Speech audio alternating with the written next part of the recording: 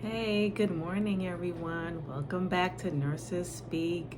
This is Tonya, and welcome back to this channel for nurses, Black nurses in particular, nurses of color, and all nurses, just to speak about what's on your mind. This is your channel. So like, subscribe, and share. That's the only way news is going to get around. So there's been a big case in the news, and I wanted to talk to you about a few legislative things, but I'll just begin briefly with this one. For those of you who've been following the case in Tennessee of the nurse Redonda Vaught, and she was recently convicted of criminally negligent homicide, I believe was the conviction, after a patient died, and this goes back to 2017, but she was recently on trial this year in 2022, where she gave a patient the wrong medication from a electronic medication cart, something what it sounds like a Pyxis system. I'm not sure what brand it was they used in that facility where she worked, but it's basically, you have to put in the letters of a medication, and then it opens a drawer and you can remove what was ordered for the patient. Well, apparently there was some issues with that machine, and she had to override it by putting in letters for something that she couldn't find. So she chose something else, and what she chose was highly potent sedative, and she administered it to the patient, and the patient eventually died from it. And basically they're saying that all of these things that she did in terms of overriding the machine, not administering the wrong drug, not monitoring the patient after she gave the drug, were considered criminally negligent acts. Now I could understand that, because those sequence of events demonstrated actions far less than what a prudent nurse would be expected to perform. And of course, she made her own admissions to investigators prior to going to trial. So this only gave the prosecution much of the necessary elements in the case to successfully convict her, as well as the fact that, the jury came in with a verdict in under 4 hours, it stated, of guilty of this lesser charge of criminally negligent homicide. So this sparked a real significant outrage. Apparently there was a petition for clemency for her on change.org, signed by, I think, well over 100,000 people, that she be granted clemency. But I'm reading an article that came out today, in fact, April the 5th, 2022, an NPR article, and they're basically saying that the governor doesn't really have any intention of considering clemency at this time.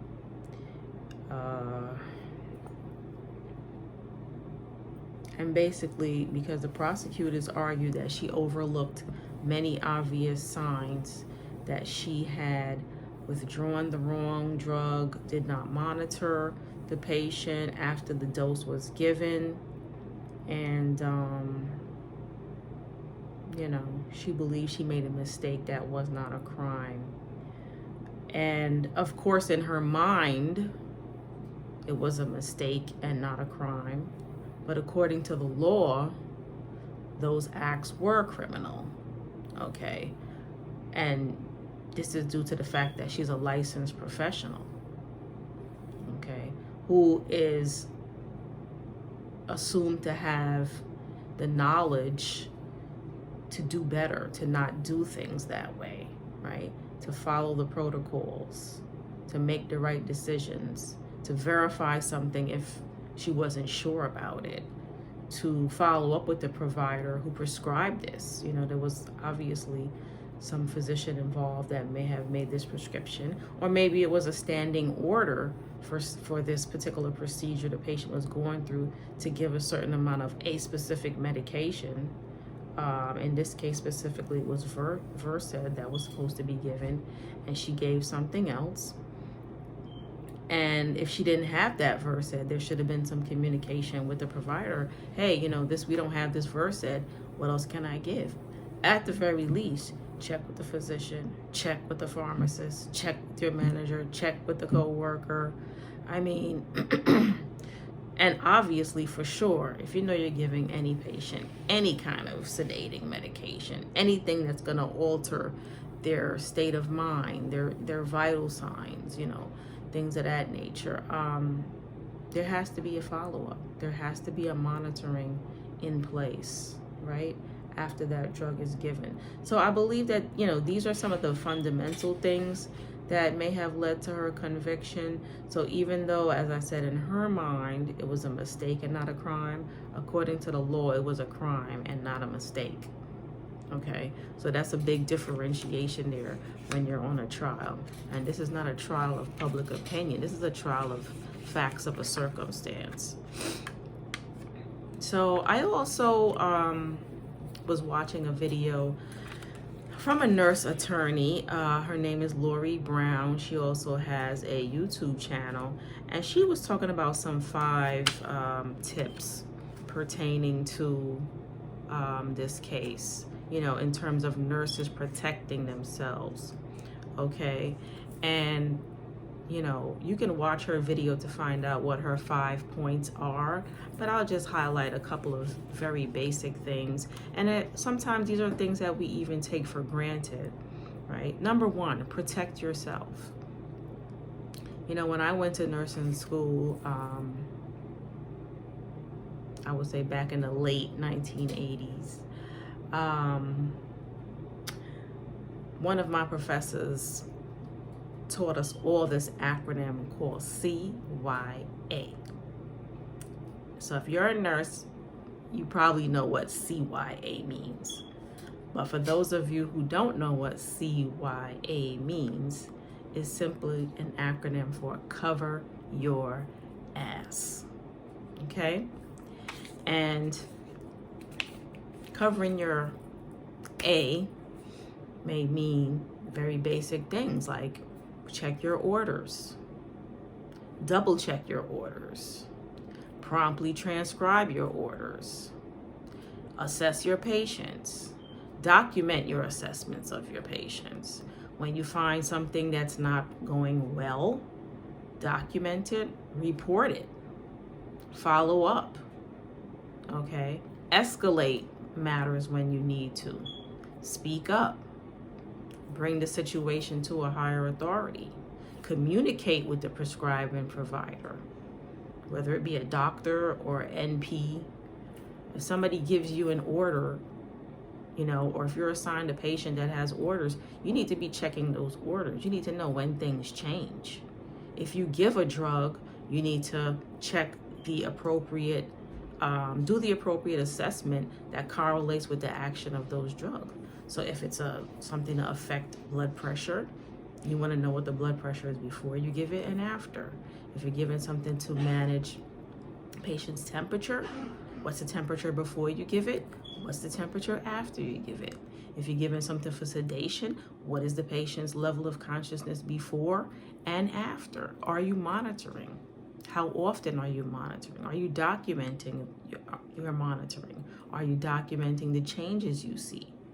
Are you aware of what the effects are so that you can document whether or not the treatment or medication or intervention you've given is proven to be effective by the patient's response? These are things we need to look at and document, okay? If something is not working according to plan, have you communicated with the prescribing provider? Have you given that feedback, right? If you can't reach that provider, is there another provider that can assist? Is there a supervising physician in that facility? Or at least reporting it to your manager or supervisor or clinical director. You follow the chain of command in your organization in order to make sure that the appropriate follow-up is done. Okay? In the case of a criminal situation or even any malpractice situation, Lorie Brown was also saying, hire your own counsel. Okay? When you have your malpractice insurance, you definitely will be afforded counsel. However, if the matter involves anything criminal, you're not going to be covered by that insurance. So really, it's important to seek out the counsel of an attorney to find out what type of situation you're dealing with legally. Not what you think, but to find out for sure. Could there potentially be criminal elements to this situation? Okay, because then you have to do some other work to really get in contact with a criminal defense attorney, right? Which would not be covered by your insurance. And don't assume that your hospital or facility is going to have your back, because oftentimes they don't. All right, oftentimes they're looking to cover their own liability and reduce their own risk.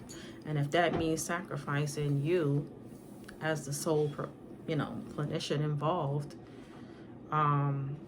they're going to do that, right? Because they want to minimize their liability in all of this.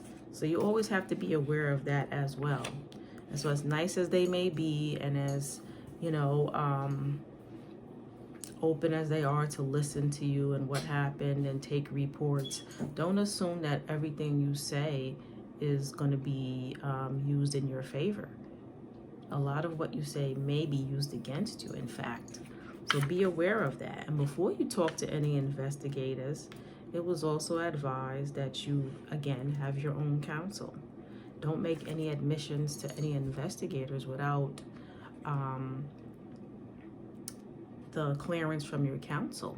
And if it's possible to have your counsel present, that would even be the best case scenario, because they can advise you on how to answer these investigatory inquiries. Okay, this is very important, right? And, I talked about this before, but one of the things that a lot of nurses don't do, they don't leave a job,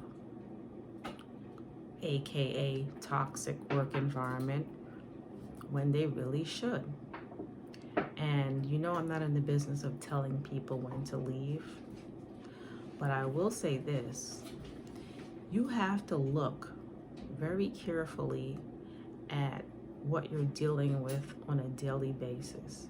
And if it's not adding up to safe practice, safe patient care, a supportive environment wherein if you report a area of risk that is not taken seriously and acted upon by the administration, then you really need to think about, is this the right place to be?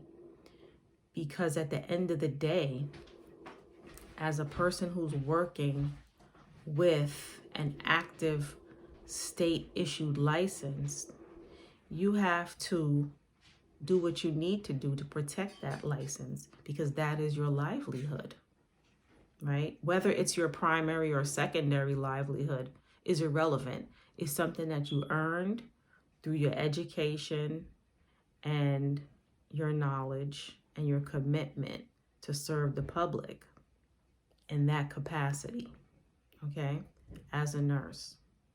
So you have to determine how important is it to you to maintain the integrity of that license. And so if anything or anyone presents itself as a threat to that, you need to do a threat assessment. Okay? Is it a low-level threat? Can we just talk about this and resolve it?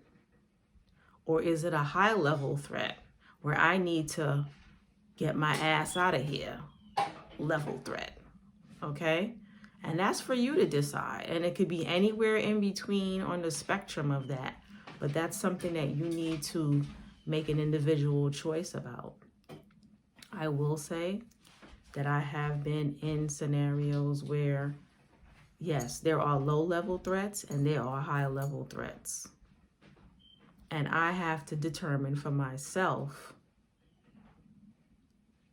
what level of threat it is, while at the same time, CYA, okay, covering my ass to make sure that the documentation is there to support what I'm doing, why I'm doing it, who I'm communicating it to, etc. And I have to be honest in that, there are times when I have escalated issues and they've been ignored. They have been flat out ignored and not met with any response at all. So do you think I need to wait for somebody to die or a patient to elope or for the whole place to come crashing down on my head for me to know I need to run for the hills? I don't need to wait for that crisis to happen, because it's a crisis in the making while you're in it. It's just like ignoring the red flags in a bad relationship. Now, I'm not going to speak about bad relationships because I've already had my fair share of those. I would never give a relationship advice. I'm still working that out. But in terms of relationships with employers, well, those are often easier to spot, at least for me right now. When I was much younger, I think I had a higher level of tolerance for a lot of nonsense and foolishness that I saw.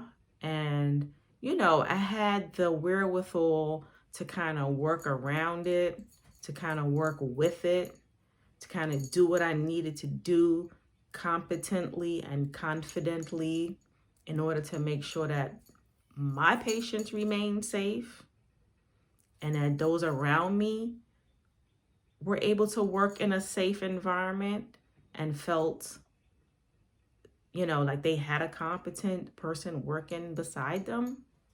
I did all I could to promote that and to have that be the experience. But over the decades that I've been a nurse, I don't have that level of fervency. It's tiresome. It feels burdensome. It's almost like, oh my God, here we go again. Or, is this the same kind of nonsense that's going on? And trust me, it is not getting any better. It was bad before the pandemic. That's what a lot of people don't realize. Those of you who may have just started your career at the beginning of the pandemic, during the pandemic, you saw how it was, right? You saw that there wasn't sufficient PPE. You saw that caseload patients' assignments were very, very high. You saw that everybody was stretched and burnt out and struggling and crying and mourning and dealing with death every day and not having enough equipment and not having enough staff and, burned out, like really quick burnout, people being extinguished on a daily basis.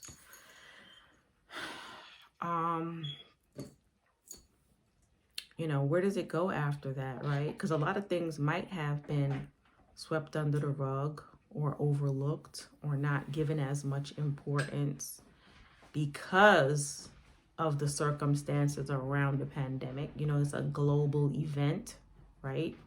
It was a significant threat to humanity. And so certain things had to take place where we just had to save as many people as we could. We had to treat as many people as we could. And things were aggressive where they needed to be. But now that that has begun to trend down, and we're getting back to where things were more stabilized, not saying that COVID is gone, it's not eradicated, but we're not seeing the high levels of infection and death, you know, as initially and in the mid height of the pandemic. But we're going back to a place where we need to really understand that there will be greater scrutiny. Okay. Now there's something going on right now in the long-term care realm with legislation and perhaps some funding cuts from Medicare and Medicaid that's going to hit that sector really hard. So if you're working in one of those places, and this is congregate living, and you know, in congregate living there tends to be an more easily spread, you know, infections, right? Which means that if something is potentially lethal to the population, it's going to take out greater numbers of people in a shorter period of time, just because of the fact that they're living in close proximity to each other. They're sharing sleeping areas, they're sharing eating areas, they're sharing bathing areas, you know, and staff and visitors are going in and out. So, and those tend to be the areas as well where staffing ratios are very, very tight, okay? Because if they increase their staff, that cuts into the facility's profit margin, okay? So you're going to be seeing perhaps some greater staffing cuts in those places, which means that those vulnerable population are going to continue to be in a vulnerable situation because they're not going to have adequate numbers of people to look after them and to provide care and to ensure their safety. That's something that's significant, right? Because we're coming on the back of the pandemic where we saw convictions, okay, because things happened in nursing homes and various residential facilities where people didn't get care. People died, right? The numbers of people that died were underreported by some places. They didn't even have enough, they couldn't even get rid of the bodies fast enough, right? People weren't allowed in to visit because, again, we're dealing with a contagious situation. But now, you know, people would think, oh, it's going to be better now because all of these things were exposed. No, it's not going to get better now. And all the money that was spent during the pandemic, where is that going to come from? Where is that going to be replaced?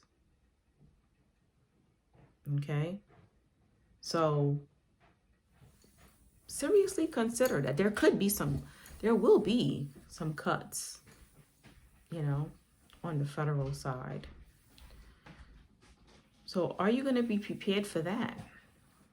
You know, are you going to be prepared to continue to go to work in these environments knowing that staffing may not improve, knowing that your resources may be at a minimum, knowing that there's going to be heightened scrutiny, knowing that there may be increases in complaints, knowing that you're going to feel just as burnt out mentally and possibly physically as you were before. And you're not going to be viewed as the hero any longer. That was a moment in time, because as you can see how quickly things shift, you know, you can go from being a hero to a villain because you can't do certain things without the resources, right? And so,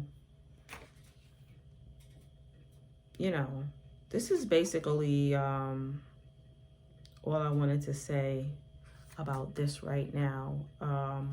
So this nurse, going back to Ms. Vaught, she's supposed to be sentenced in May. So I know there's going to be a lot of talk about what her sentencing is going to entail. And, you know, hopefully leading up to that, the nurses and other supporters of not necessarily her, but I think we need to look at the bigger picture in the sense that when something is wrong, are you speaking up? Are we speaking up? Okay? And are we demanding an answer? And I know that can sometimes be very hard to accept, especially if you're not the type of person to be, you know, an activist or a crusader. You know, you may not feel the urge to be in the fray and in the struggle.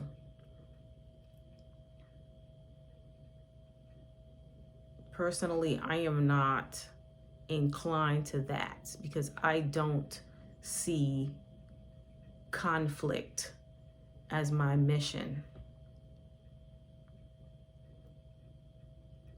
But I do realize that sometimes no answer, in fact, all the time, no answer is an answer.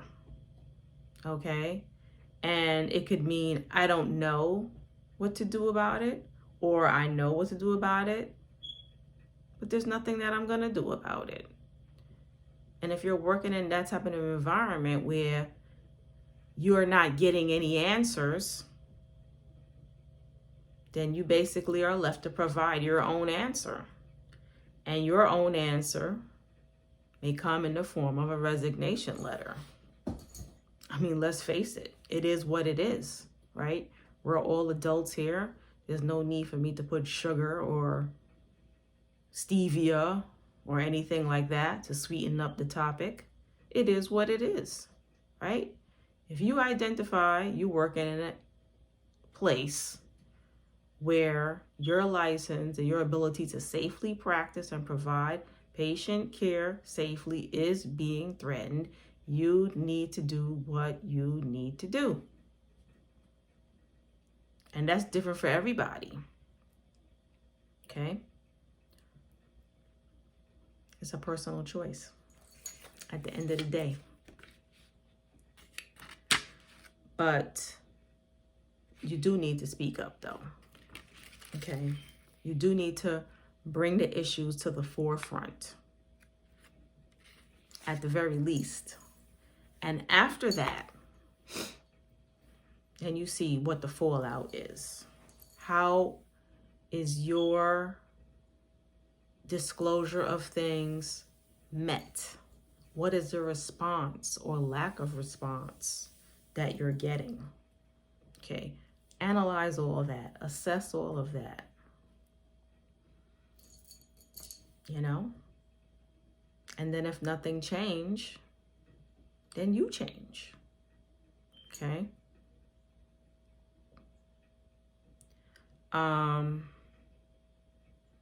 Because just know this, if you choose to take on the fight, then you run the risk of losing your job anyway, right? They're gonna circle their wagons and mount up their own defense and try to find everything under the sun wrong with you.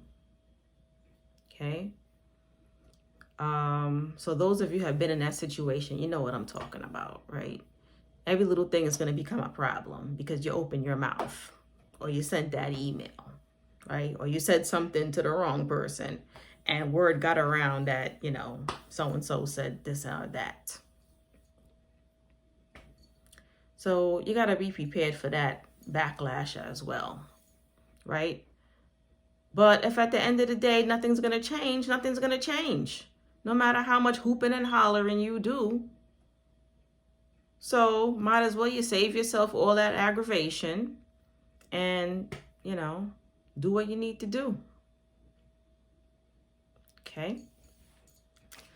So feel free to put your comments in the comments. And again, I want to invite you to like, share, and subscribe to this channel. This is Nurses Speak. This is your channel where your voice can be heard and no topic is off limits. So until this next time, this is Tonya at Nurses Speak. Be well and stand in your power.